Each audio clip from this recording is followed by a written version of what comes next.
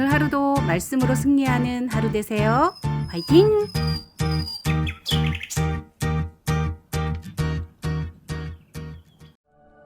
시험을 참는 자는 복이 있나니 이는 시련을 견디어낸 자가 주께서 자기를 사랑하는 자들에게 약속하신 생명의 면류관을 얻을 것이기 때문이라. 사람이 시험을 받을 때에 내가 하나님께 시험을 받는다 하지 말지니 하나님은 악에게 시험을 받지도 아니하시고 친히 아무도 시험하지 아니하시느니라. 오직 각 사람이 시험을 받는 것은 자기 욕심에 끌려 미혹됨이니 욕심이 잉태한 즉 죄를 낳고 죄가 장성한 즉 사망을 낳느니라.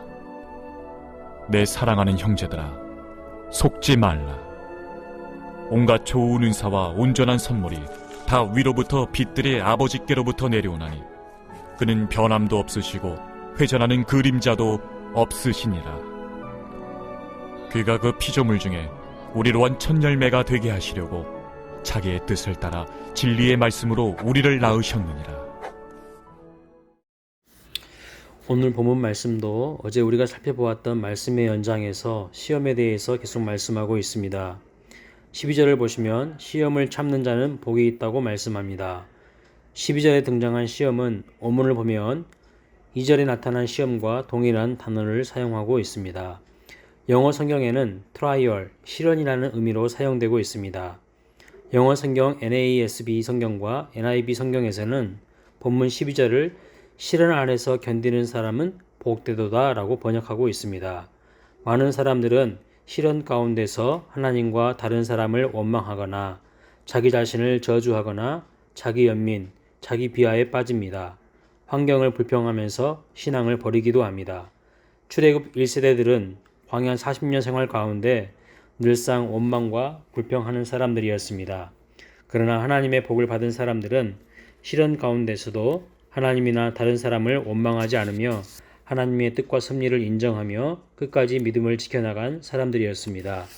대표적으로 구약 성경에 나오는 욥이나 요셉이나 다니엘을 보면 이루 말로 다 할 수 없는 극한 고난의 상황 속에서도 하나님을 경외하며 자신의 본분을 다하며 믿음을 굳건히 지켰던 것입니다. 이렇게 역경 속에서도 도리어 하나님을 힘있게 의지하는 자를 하나님은 눈여겨보십니다. 그리고 마침내 하나님을 사랑하는 자에게 약속하신 생명의 면류관을 주십니다. 13절에 보면 하나님은 아무도 시험을 하지 않으신다고 합니다. 그래서 하나님에게 시험을 받는다 말을 하지 말라고 하십니다. 여기서 말하는 시험은 12절에서 나오는 시험과는 다른 시험입니다. 시험에는 두 종류의 시험이 있습니다. 첫째는 테스트로서의 시험입니다. 두 번째는 템테이션, 즉 유혹을 의미하는 시험입니다. 13절에서 말씀하는 시험은 유혹을 의미하는 것입니다. 하나님은 인간을 테스트하십니다. 그러나 유혹하지는 않습니다. 14절에 보면 오직 각 사람이 시험을 받는다는 것은 자기 욕심에 끌려 미혹되는 것이라고 말씀합니다. 끌려 미혹되다는 단어의 원어는 물고기나 짐승이 미끼에 걸려 밖으로 끌려 나오는 것을 묘사할 때 사용된 용어로 낚시나 사냥에서 사용되던 표현입니다. 시험을 받는 근본적인 원인이 바로 자기 자신의 욕심에서 비롯된다는 것입니다. 그런데 실상 이런 사실을 외면합니다. 자기 욕심에 눈이 멀어서 실패한 뒤에 남을 탓하고 원망하는 것이 바로 우리의 모습일 때가 많습니다. 15절에서 아주 명확하게 시험을 받아서 넘어지게 되는 원인과 과정과 결과를 압축해서 설명하고 있습니다. 욕심이 잉태하여 죄를 낳고 죄가 장성하여 사망을 낳는다고 말씀합니다. 문제는 사람에게 있습니다. 하나님께 책임을 돌려서는 안 됩니다. 각 사람이 자기 욕심에 이끌리고 미혹되어 유혹을 받는 것입니다. 주목해야 할 부분은 분명 14절에 보면 각 사람과 자기라는 표현을 사용합니다. 시험을 받는 것은 하나님 때문도 아니고 남들 때문도 아닙니다. 철저하게 자기 자신 때문입니다. 15절에 보면 자기 안에 있는 내적 욕심이 행위의 주체로 묘사되고 있습니다. 내 안에 있는 더러운 것이 밖으로 표현되어 사람을 더럽게 하는 것입니다. 그래서 우리는 늘 우리의 이기적 자와 죄성으로 오염되고 부패한 자, 우리의 영혼의 중심에 앉아서 우리를 좌우지우지하지 않도록 해야 합니다. 오직 성령 하나님의 다스림을 받는 삶을 사모하여 간구해야 하는 것입니다. 내 욕심의 열매를 맺는 삶이 아니라 성령 하나님의 다스림 가운데 성령의 열매를 맺는 삶을 살아가시기를 주님의 이름으로 축원합니다.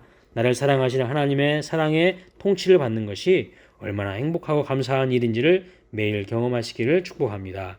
17절 말씀을 보면 하나님은 변함도 없으시고 회전하는 그림자도 없으시다고 말씀합니다. 이 말씀은 천문학적인 용어를 사용하면서 하나님의 사랑에 대해서 말씀하는 겁니다.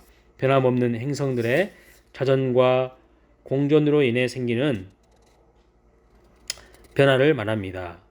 회전하는 그림자라는 것은 지구의 자전으로 인해 태양이나 달의 위치가 변함으로써 사물의 그림자들이 길고 짧게 변하는 현상을 말합니다. 그러므로 이 말씀의 뜻은 우주의 삼라만상은 시간의 흐름에 따라 스스로 변하지만 하나님의 선하신 사랑은 결코 변하지 않음을 의미하는 것입니다. 한마디로 하나님은 어제나 오늘이나 영원토록 동일하신 분이라는 뜻입니다. 우리를 향한 하나님의 사랑은 조금의 변덕도 없이 언제나 한결같이 동일하십니다. 하나님은 우리에게 온갖 좋은 은사와 온전한 선물을 주실 뿐만 아니라 우리를 영원토록 사랑하시는 분입니다. 아무리 좋은 은사와 선물을 주신다고 할지라도 만약 하나님이 변덕스러운 분이시라면 그 좋은 것들이 허망한 안개와 같을 뿐입니다. 그러나 하나님은 신실하시고 변함없으시기에 우리가 하나님을 떠나지 않는 한 우리는 영원히 하나님으로부터 각양 좋은 은사와 선물을 받을 수 있습니다.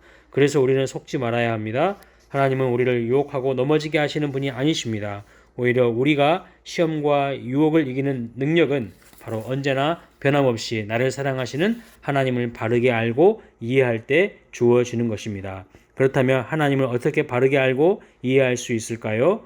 누군가가 이렇다더라 저렇다더라 하는 이야기가 아닌 하나님의 말씀, 진리의 말씀인 성경을 통해서 하나님을 바르게 알 수 있도록 계시해 주셨습니다. 이 하나님의 말씀을 사랑하고 의지하는 자에게 하나님은 세상의 유혹을 이기는 능력을 주시는 것입니다.